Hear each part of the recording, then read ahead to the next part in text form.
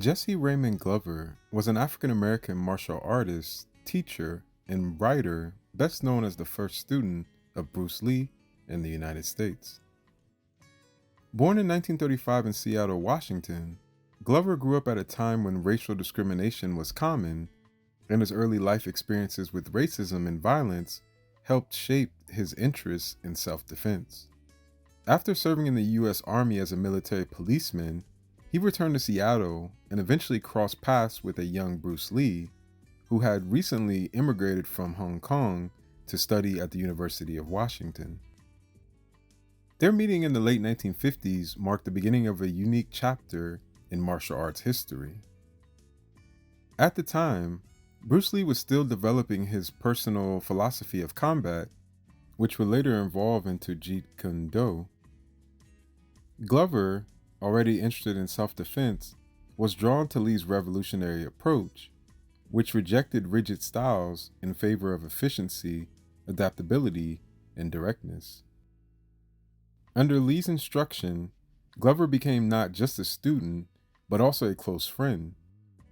He often credited Bruce Lee with opening his eyes to the flaws in traditional martial arts training, replacing them with a focus on realism and practicality. Jesse Glover's training with Bruce Lee was intense and hands-on. Lee emphasized speed, power, and the importance of being able to apply techniques in real-life situations rather than relying on rigid forms. Glover was a natural learner and Bruce's first student. He quickly became a skilled practitioner.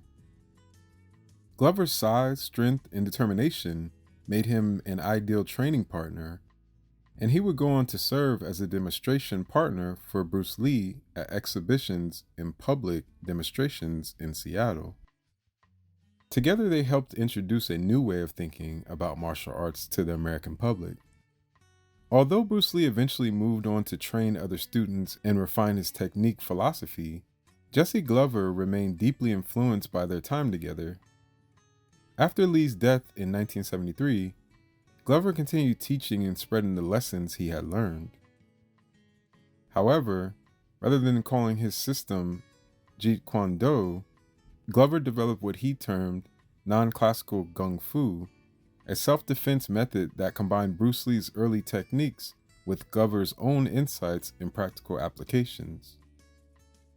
His approach focused on simplicity and efficiency, using straightforward techniques that anyone could learn to protect themselves. In addition to teaching, Glover wrote several books and instructional guides, such as Bruce Lee, Between Wing Chun and Jeet Kune Do, in which he documented his experience training with Lee and explained the principles he had learned. Through his writing, Glover sought to preserve not only the techniques, but also the philosophy of adaptability and self-improvement that Bruce Lee had installed in him. His work provided valuable insights for martial artists and historians seeking to understand Bruce Lee's evolution as a teacher and a thinker.